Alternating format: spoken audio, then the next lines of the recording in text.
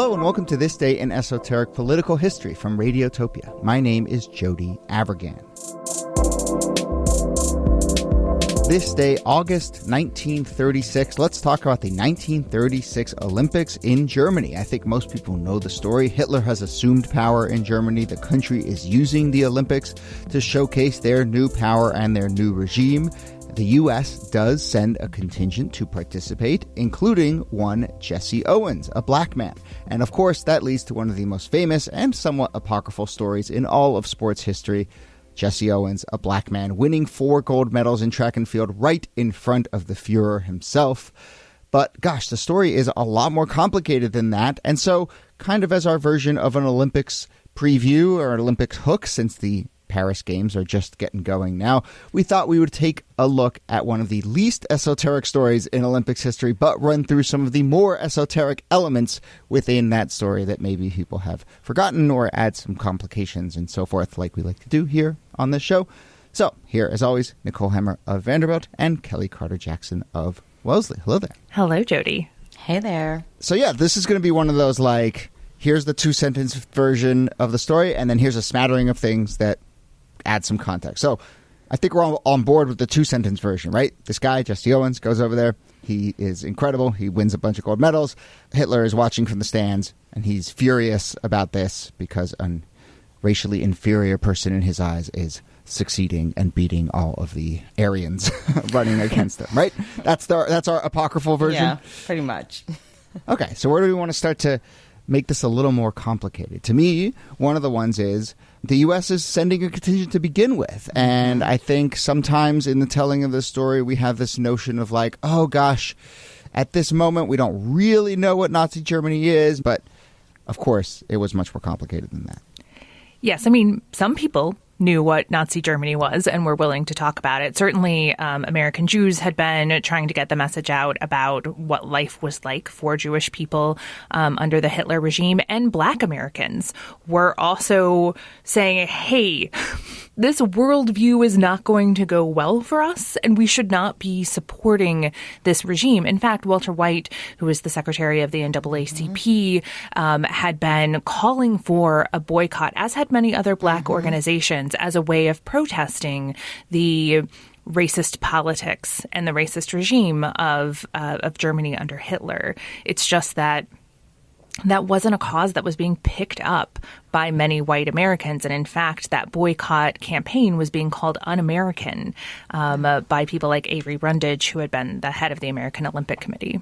Yeah, it's kind of, it's so hypocritical on both sides, because on one side you have Nazi Germany and people who are calling it out. And on the other side, there is American racism and American segregation that's also not being talked about in the same way. And it's just mind-boggling to see how Jesse Owens, when he does go over to compete, he experiences, I would say, like relatively more freedom than he does in the United States in terms of his mobility and where he's able to go. And just there's so much like messiness in terms of how he's able to navigate both in the United States and in Germany. And that messiness is a big part of this story. I mentioned that many Black organizations were calling for a boycott. Many others weren't, because they were like, how is Nazi Germany any worse than life here in the United States? And that had been Owens' experience from the time that he was a child as an athlete coming up through all of these segregated institutions. There was a kind of a sense like, we could boycott it, but maybe clean your own house first before you start telling other countries how to live. I mean, it echoes so much of the pushback to wars that we've seen over the years, like in World War II and the Vietnam War. It's like, oh, you want to send me over there to fight for this ideal when we can't even live up to those ideals in our country. So I think this is sort of a similar dynamic that's going on, including Jesse Owens himself, who I think at one point ahead of the games says, if there are minorities in Germany who are being discriminated against, the U.S. should withdraw from the Olympics. So he seems like he's a reluctant participant a little bit in this as well. And then there is also in here, I mean, you mentioned the head of the U.S. Olympic Committee, Avery Brundage, calling people who were calling for a boycott un-American, but then also holding up this ideal that you hear all the time about, amateurism in sports, and moreover, let's keep sports apolitical. And so I just want to point out, like, first off, if the very person who's calling people critics un-American then also says, let's keep politics out of this, like what's going on there? And also, Hitler was clearly not seeing this as apolitical. I don't think you can think of the Olympic Games as apolitical. I think most things are political, including sports. That's just the way it is. And so, and maybe especially sports. Especially sports, especially this kind of sports in this context being used for these purposes, absolutely. And so I think it's, willfully naive to sort of argue that we can keep it apolitical. Nevertheless, we do end up sending a contingent to the games.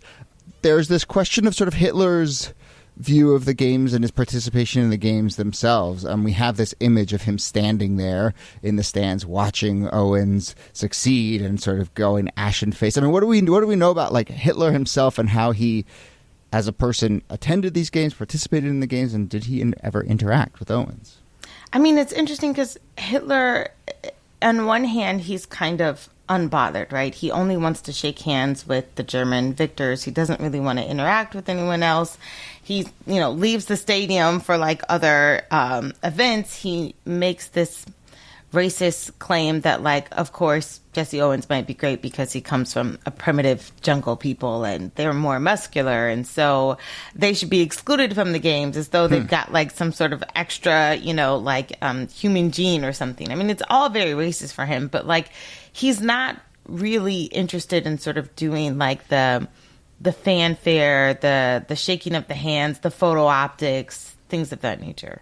In part because he, in the first event, he comes in, he shakes hands with the German victors, as you were saying, Kellie, and not anyone else. And the Olympic Committee president is like, no. If you are going to be shaking hands with people, you have to shake hands with everyone, or you shake hands with no one. And so Hitler kind of opts out, because what if he had to shake a hand of a black person or a Jewish person? He could never. It's still kind of unclear how or if he interacts with Owens over the course of this. There are rumors that they might have passed by one another or shaken hands or maybe even taken a photograph together. We just don't know. They never shook hands, but there's some reporting that after he won, Owens was sort of walked past Hitler's box and they exchanged looks, and Hitler gave him a little smile even and a wave. And then obviously there are some very famous photos of, on the podium, Owens standing there and then other people giving a Nazi Heil Hitler sign. And then there was a fellow athlete who embraced Owens, and then that athlete came under a lot of fire. So, there were a lot of these dynamics around kind of how to treat Owens in real time.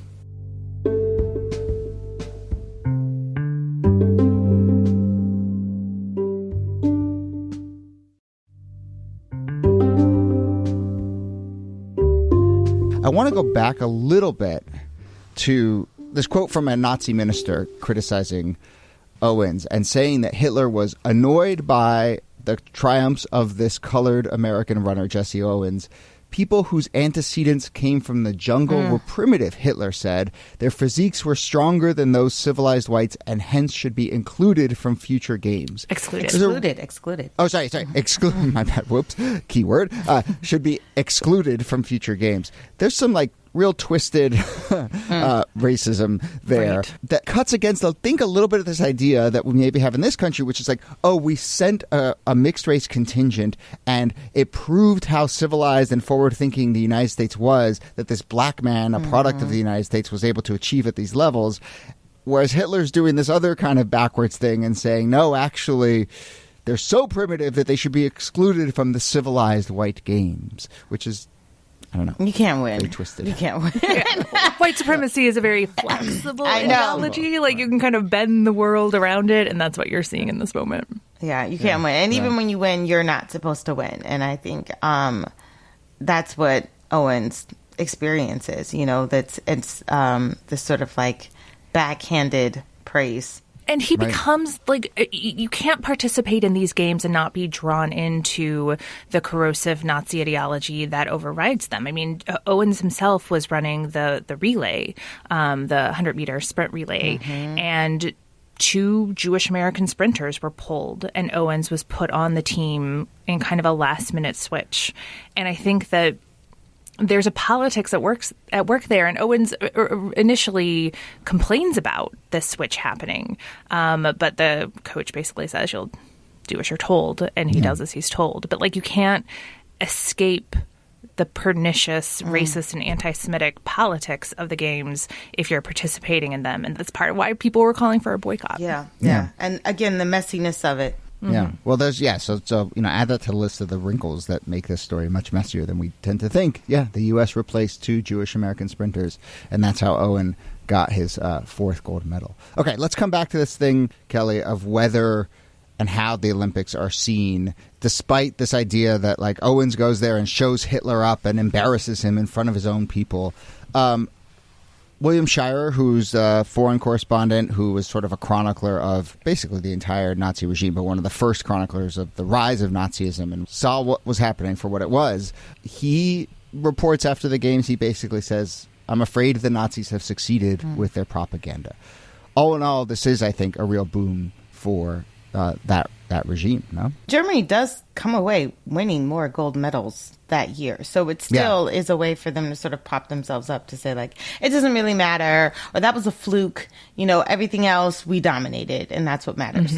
The games ended up being a huge propaganda coup for the Hitler regime, right? You have the picture of this enormous, for the time, like very modern Olympics taking place, and all under the leadership of Hitler. And there's tons of propaganda photos for Hitler that come out of this. Obviously, it's a huge set of victories for Owens, who wins 4 gold medals, but it's also a big propaganda victory for the Nazi regime. I think the fact that they were able to marginalize Owens' victory by attributing it to, like these racist ideas, I think all makes Germany still look powerful. The fact that Hitler is not actively engaging with Owens, too, it would be one thing if they were sort of like, caught on camera in some sort of meaningful way, but that doesn't happen. The fact that Owens himself doesn't really have control over what races he runs, I mean, he's being maneuvered like a pawn more than anything else. And so it would be one thing if he were to able to sort of like stake his claim and make a speech or, something to that effect. That just doesn't happen. And that's a little too Hollywood too anyways, but we really don't see that sort of victory. And you certainly don't see it when Owens comes back home. I think that's the part that people forget, is that we have these huge, massive parades for the Olympians that come back, and they meet the president, and they have this, big shiny moment. You get put on a Wheaties box. That wouldn't happen back then, but still, there's all this fanfare, and Owens doesn't even really get that. FDR doesn't invite him to the White House. There's no telegram that's sent. And when he goes to the reception after that big parade celebrating his victory, he has to go up in the freight elevator because he can't use the guest elevator. And that idea that he comes back home to the United States from Nazi Germany and is being treated worse because he's being segregated. He doesn't have economic opportunities. I mean, the story for Owens after he returns back to the United States is not one of acceptance and celebration. It's one of being snubbed and being thrown into an economic system in which he just doesn't have opportunities and is declaring bankruptcy just a few years after the games. They don't let him walk through the main doors of the Waldorf Astoria. How do you win 4 gold medals and you can't even go through the front door of an event that's being held in your honor? It just makes no sense. We mentioned in the past, actually in a recent episode, that 36 is an election year. FDR's running. Owens endorses Alf London in that election, and he says, and this is just a stunning quote, maybe what we'll end on, but he says, Hitler didn't snub me. It was our president who snubbed me. The president didn't even send me a telegram.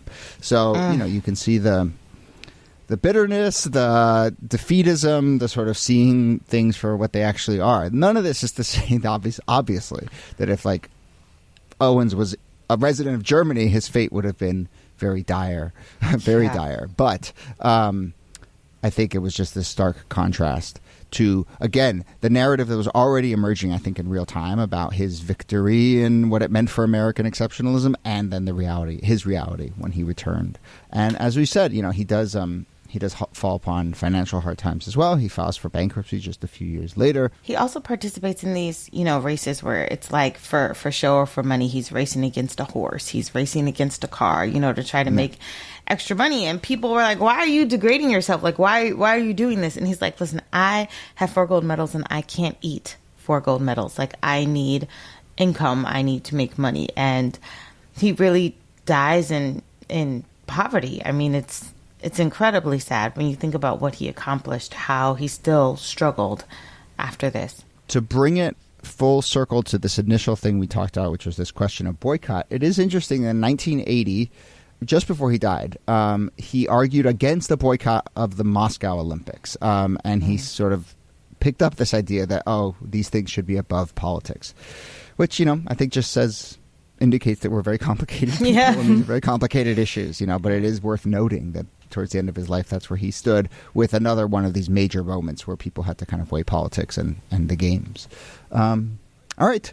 Well, let's leave it there. Although 30 seconds each of you, I'm curious, just as we're starting to watch these games, do you think the Olympic Games still have that political valence that they have had in the past? Do they serve in any way, especially given kind of how we feel about the state of the world? Do they serve as a reminder of our unity and the sort of beautiful diversity of our... are you watching it through that gauzy lens anymore, or how are you sort of processing this? As a Black person, I feel like Issa Rae, like, I'm rooting for everybody Black. Like, that's what I always do. Like, even if America is not like a real competitor, I'm looking for the other Black country that is, and I'm rooting for them. Like, I always root for what I see as either the underdog or as someone that, is an American that I can cheer for. But, like, they're still, to me, very much political, like what countries are even represented and what countries are not there. And, like, it's still very messy, to put it very plainly. But I still love a good comeuppance story. I'll be watching Simone Biles. I still want to see her, like, stick it to all those who said she was a quitter. Like, I just want, I love those narratives. Yeah. There's always a politics threads that runs through some of these face-offs, right? Ukrainian athletes versus Russian athletes, people are going to have a real rooting interest in those kinds of showdowns. But of course, like Kellie says, there's always a politics to it. Who's in, who's out, who has violated international law and still is in, and how we even think about who counts as violating international law. It's just like those things are always present in the background. I do think there's a lot of, obviously, like, commercialism around the games and that kind of stuff. I think a lot of people just watch the games as either a nationalist rooting interest or just because they're like, this is fun sports and we don't get to watch swimming and gymnastics that often, and it's a good fun time. And, I think people also have a multitude of experiences with the games. Well, there you go. Yeah, and that's why I love sports, is because you can kind of choose your experience and choose your narrative, just like life. You can choose to be serious-minded about it, or you could choose to just revel in it, and I think all those are very valid. I'm a fan of, peak achievement, and so I just like watching people who are really good at what they do do it, and fulfill their dreams. And I still get misty-eyed at the opening ceremonies. And I do too. Carrying the flags, and especially, the smaller countries where there's only a few people. Like, it's great to watch. And, and I again, like looking at their outfits. Yes. Yeah. And I could, like, move my brain, and I can let my brain move over to some of the geopolitics of it and all the messy questions about pride and nationalism and so forth. And then I can just move back to just, like, look at this person and how happy they are to be representing their country, and all of those are totally valid at the same time. So, yes. All right. Well, I hope people enjoyed this episode. I hope people enjoy watching the games. And Nicole Hammer, thanks to you as always. Thank you, Jody. And Kellie Carter-Jackson, thanks to you. My pleasure. Hitler was riding high when the Olympics were held in Berlin, and he made the games a background for his own propaganda. The Führer was furious that his Nordics were unable to beat Owens and refused to present the gold medal to Jesse. That couldn't dim the pride of the U.S. in the Buckeye Bullet.